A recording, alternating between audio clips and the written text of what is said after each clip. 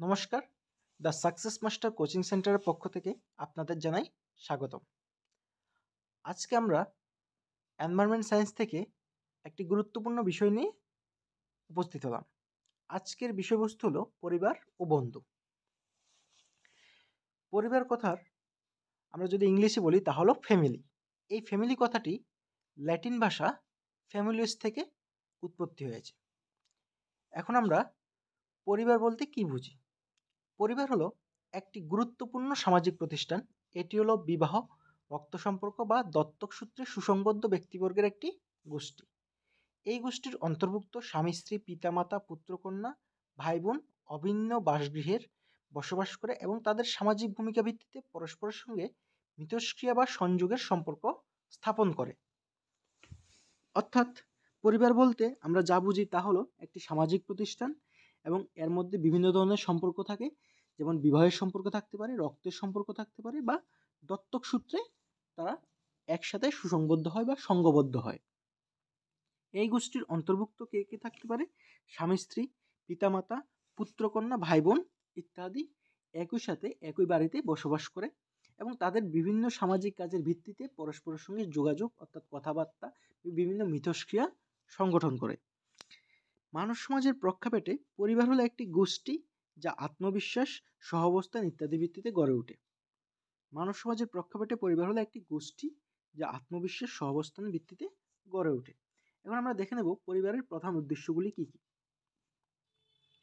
পরিবারের গঠনের প্রধান উদ্দেশ্যগুলি হলো পরিবার প্রাথমিক কাজগুলির মধ্যে একটি হলো জৈবিক ও সামাজিক ব্যক্তিত্বের পরিকাঠামো গড়ে তোলা। অর্থাৎ কোনো একটি মানুষের সামাজিক এবং জৈবিক যে কাঠামো ওটা পরিবার প্রথম ভূমিকা পালন করে।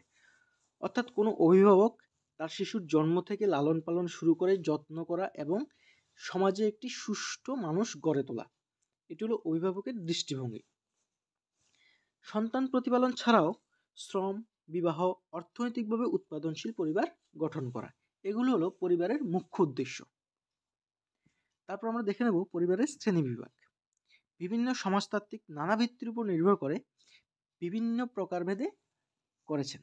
এর মধ্যে কিছু ইম্পর্টেন্ট আমরা দেখে নেব, যেমন বিবাহ ব্যবস্থার ভিত্তিতে, বিবাহের পর আবাসস্থলের জায়গার পরিপ্রেক্ষিতে, পরিবারের কর্তৃত্বের ভিত্তিতে, সাংগঠনিক কাঠামোর ভিত্তিতে। প্রথমে আমরা একটি একটি করে ডিটেলস দেখে নেব। প্রথম হলো বিবাহ ব্যবস্থার ভিত্তিতে। একগামী পরিবার ও বহুগামী পরিবার দুটি ভাগে ভাগ করা যায়।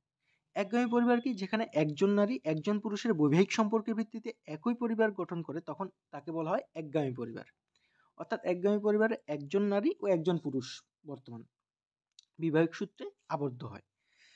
বহুগামী পরিবারের ক্ষেত্রে আবার দুই রকম, বহুপতিক পরিবার ও বহুপত্নিক পরিবার। এই জাতীয় পরিবারের ক্ষেত্রে একজন স্ত্রী একাধিক স্বামীর বর্তমান থাকে, তখন তাকে বলা হয় বহুপতিক পরিবার। আর বহুপত্নিক পরিবারের ক্ষেত্রে দেখা যায় এই পরিবারে একাধিক স্ত্রী একজন স্বামী নিয়ে গড়ে ওঠে। এগুলি হলো বিবাহ ব্যবস্থার ভিত্তিতে পরিবারের বিভাগ। তারপর দেখব বিবাহের পর আবাসস্থলের জায়গার পরিপ্রেক্ষিতে পিতৃ আবাসিক পরিবার এবং মাতৃ আবাসিক পরিবার। বিবাহের পর স্ত্রী যদি স্বামীর গৃহে বসবাস করে তখন তাকে বলা হয় পিতৃ আবাসিক পরিবার। এবং মাতৃ আবাসিক পরিবার হলো বিবাহের পর স্বামী যদি স্ত্রীর গৃহে বসবাস করা শুরু করে তখন তাকে বলা হয় মাতৃ আবাসিক পরিবার। পরিবারের কর্তৃত্বের ভিত্তিতে পিতৃতান্ত্রিক পরিবার। যদি কোনো পরিবারের প্রধান ভূমিকা পুরুষ পালন করে বা মুখ্য ভূমিকা পালন করে পুরুষ, তখন ওই পরিবারকে বলা হয় পিতৃতান্ত্রিক পরিবার। এবং কোনো পরিবারের মুখ্য ভূমিকা যদি কোনো মহিলা পালন করে তখন তাকে বলা হয় মাতৃতান্ত্রিক পরিবার। অর্থাৎ ওই পরিবারের প্রধান হলো মহিলা, তখন তাকে বলা হয় মাতৃতান্ত্রিক পরিবার। সাংগঠনিক কাঠামোর ভিত্তিতে একক পরিবার এবং যৌথ পরিবার। একক পরিবার কি? যেখানে স্বামী স্ত্রী তাদের এক বা একাধিক সন্তান নিয়ে যে পরিবার গঠিত হয় তাকে বলা হয় একক পরিবার। যৌথ পরিবার কি? যেখানে কয়েকটি পরিবারের সমষ্টি, যেমন দাদু, ঠাকুমা, মা, বাবা, কাকা, কাকিমা এবং তাদের সন্তানরা একসাথে বসবাস করে, তখন তাকে বলা হয় যৌথ পরিবার। পরিবারের বৈশিষ্ট্য। এখন আমরা পরিবারের বৈশিষ্ট্যগুলি জেনে নেব। প্রথম হলো বিশ্বজনীনতা। তারপরে আবেগপূর্ণ ভিত্তি, প্রত্যেকজনের মধ্যে একটি ইমোশনাল এফেক্ট থাকে। গঠনমূলক অভাব, সীমিত আকার, প্রত্যেকটি পরিবারের একটি নির্দিষ্ট আকার থাকে। সামাজিক সংগঠনের কেন্দ্রীয় অংশ, সমাজের প্রধান অংশ আমরা বলতে পারি পরিবার। সামাজিক অনুশাসন এবং আমাদের সমাজ গঠন করার ক্ষেত্রে যে অনুশাসন প্রয়োজন, এটা আমরা প্রথম পরিবার থেকেই পাই। সামাজিক দায়বদ্ধতা, প্রত্যেকটি পরিবার মিলেই যেহেতু সমাজ গঠিত হয়, তাহলে সমাজের প্রত্যেকটি দায়বদ্ধতা পরিবারের থাকে। স্থায়িত্ব ও অস্থায়িত্ব। এখন আমরা কিছু গুরুত্বপূর্ণ আইন ও কমিশন নিয়ে আলোচনা করব।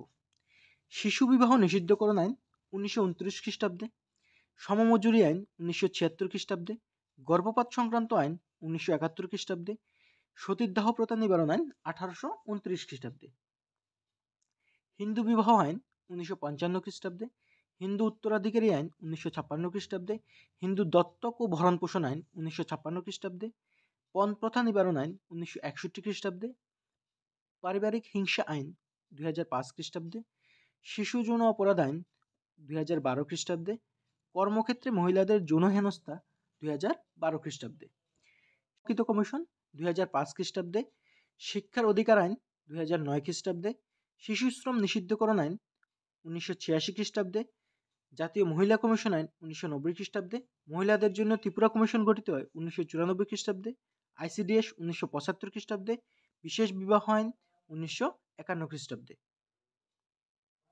তারপর আমরা দেখব কিছু গুরুত্বপূর্ণ বইয়ের নাম। Society and introductory analysis, society and introductory analysis, MacIver ও Page. Animal ecology, Charles Elton. The origin of family, private property and the state, Frederick angle. Human society, Kingsley Davis. Caste and joint family, IP Desai. Indian social system, Ram Ahuja. আমি আবার বলছি, society and introductory analysis, MacIver ও Page. Animal ecology, লেখক Charles Elton. The origin of family, private property and the state, লেখক Friedrich angle. Human society, Kingsley Davis. Caste and joint family, IP Desai. Indian social system, Ram Ahuja. আজকের class এই পর্যন্তই। আগামী দিন নতুন একটি বিষয় নিয়ে আপনাদের সামনে উপস্থিত হব।